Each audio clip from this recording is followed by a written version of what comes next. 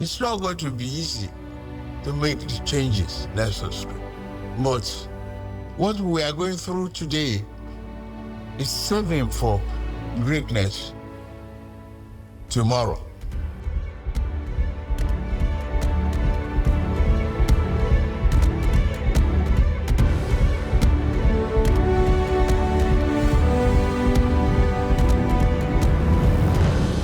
In the final part of the series, we delve into two critical aspects of the Renewed Hope agenda: accelerating economic diversification through industrialization, digitization, creative arts, manufacturing, and innovation, and improving governance for effective service delivery.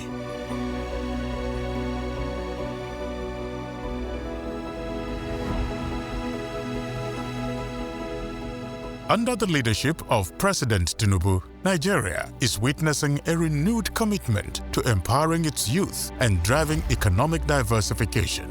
Through strategic governance and innovative policies, the administration is unlocking the nation's potential in various sectors. If you follow the story of Nigeria, you know we're one of those countries that has always been looking for ways to diversify our economy. Because we're a very blessed nation. Nigeria is a significant country, and it even comes to technology as well, both on the continent and globally.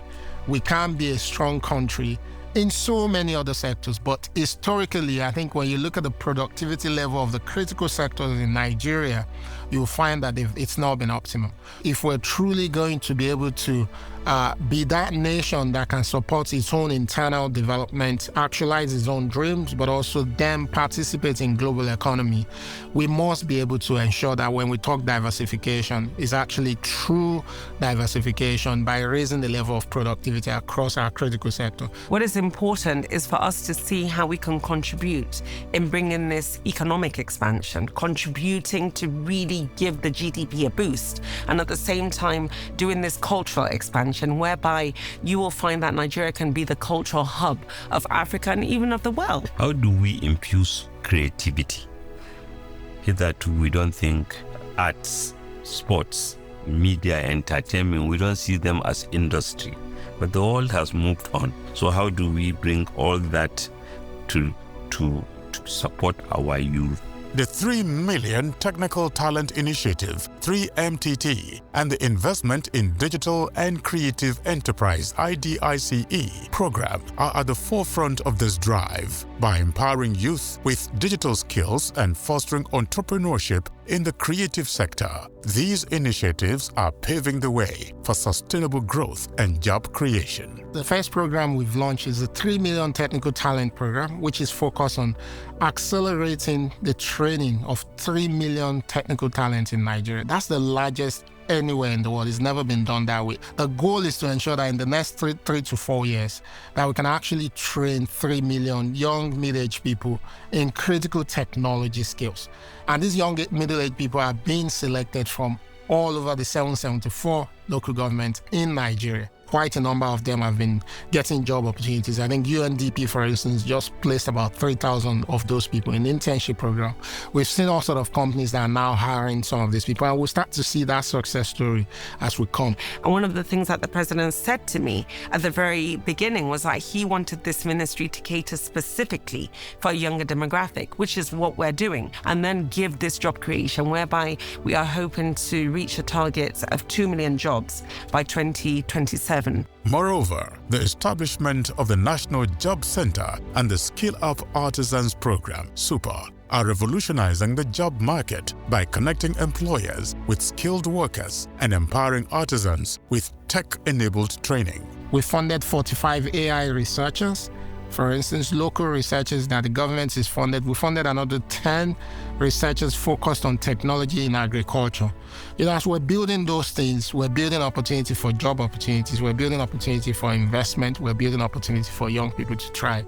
So that's also the second thing that we're prioritizing. And the third thing that we're going to see is more technology companies in Nigeria exporting to the rest of the world as well. This is also something we're prioritizing, because you can't raise your GDP if you don't export. That's how you bring in foreign exchange.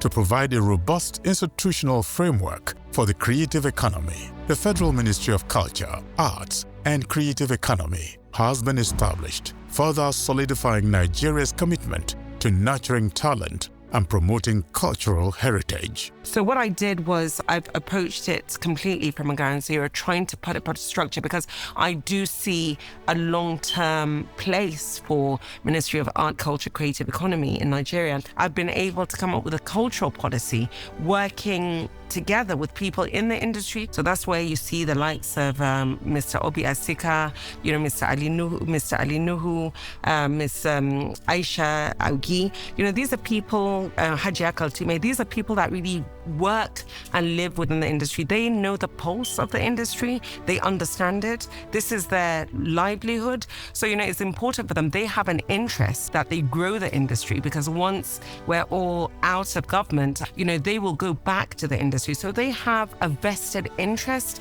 in ensuring that, it's done the right way. We've done a number of stakeholder engagements. I've had one-on-ones with people, heavyweights within the industry.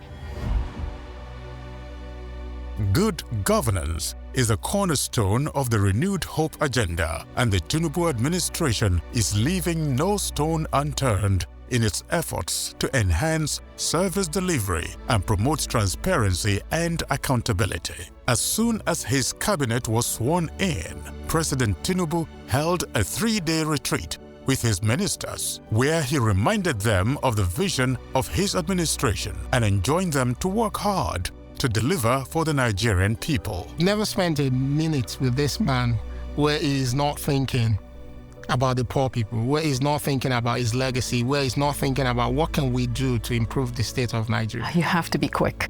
You have to be smart, because he's one of the smartest people. Very detail-oriented, and you have to share a passion for Nigeria. The good thing is that he's giving us that air to operate, which every commander feels good about. He builds people. He believes in people. He believes in Nigeria. He rewards, people. He is somebody who takes a decision now. Like you say, I've empowered you. Go and do your work. Very demanding. A magnanimous person who is struggling to give the benefit of the doubt, but yet a decisive leader. He understands. He sees governance, business. I don't want my business to collapse. So I don't want my government to collapse. I want my government to succeed. It means well for this country. We are all proud to be part of his team. In furtherance of his promise to ensure a working government for Nigerians, President Bola Ahmed Tinubu approved the rationalization and restructuring of some agencies in line with the Orosanye report. He also reactivated the Presidential Delivery Tracker to enable Nigerians track the implementation of projects across the country in real time.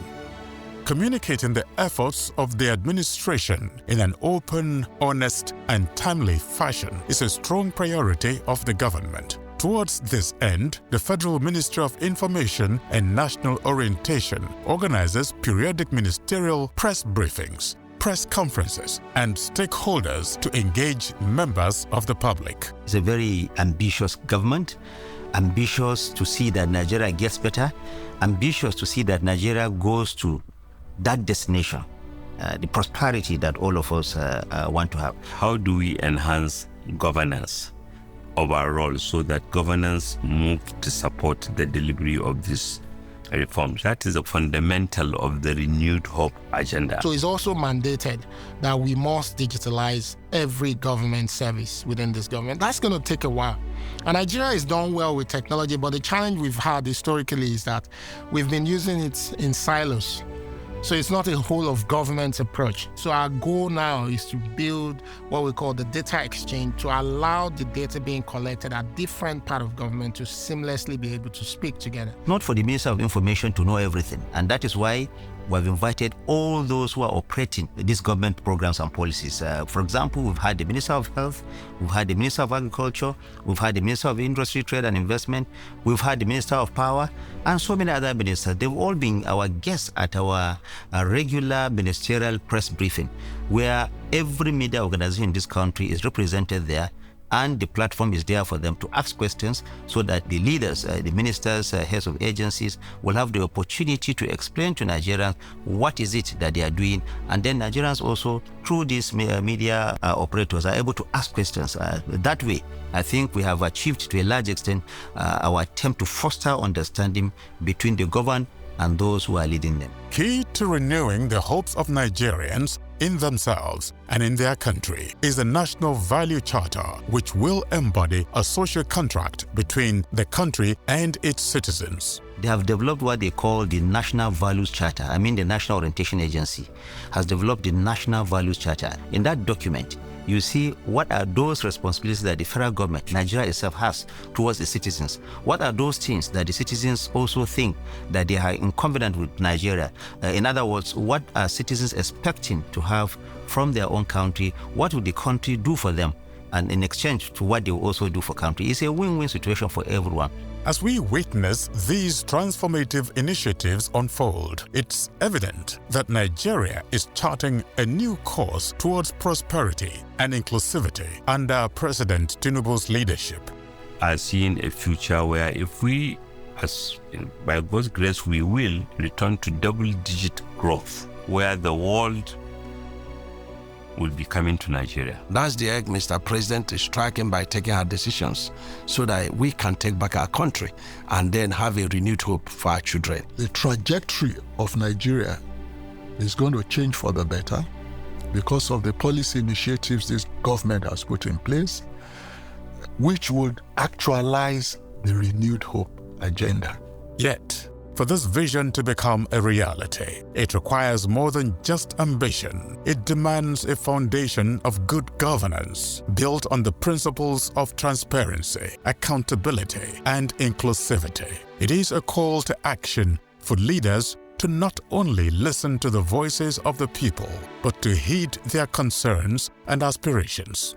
Throughout this series, we have witnessed the unwavering commitment of President Bola Ahmed Tinubu and his administration. We have seen how the renewed hope agenda has inspired bold initiatives and empowered millions of Nigerians to realize their fullest potential.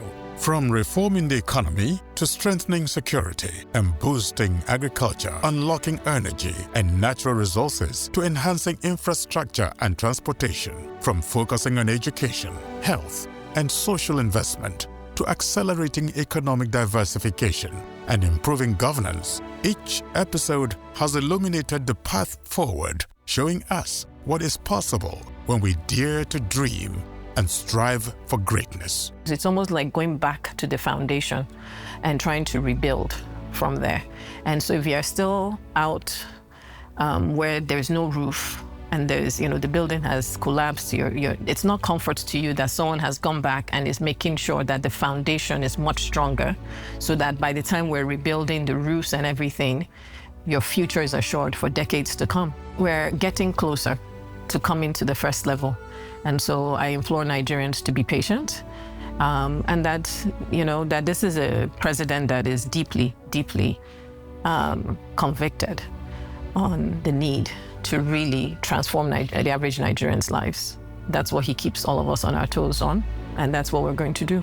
Though our journey through this series may end, the journey towards a better Nigeria continues. Let us march forward with renewed determination, knowing that together we can overcome any challenge, scale any height, and forge a future that shines brightly for generations to come.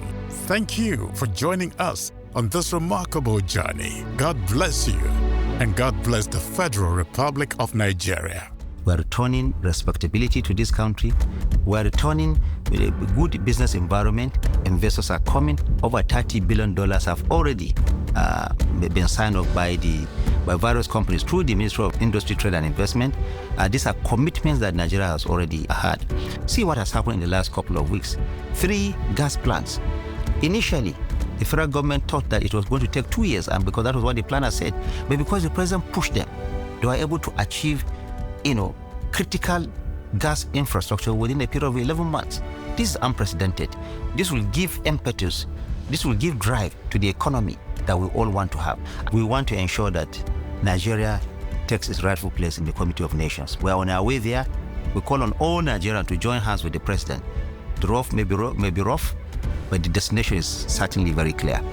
We are on our way to prosperity. Thank you.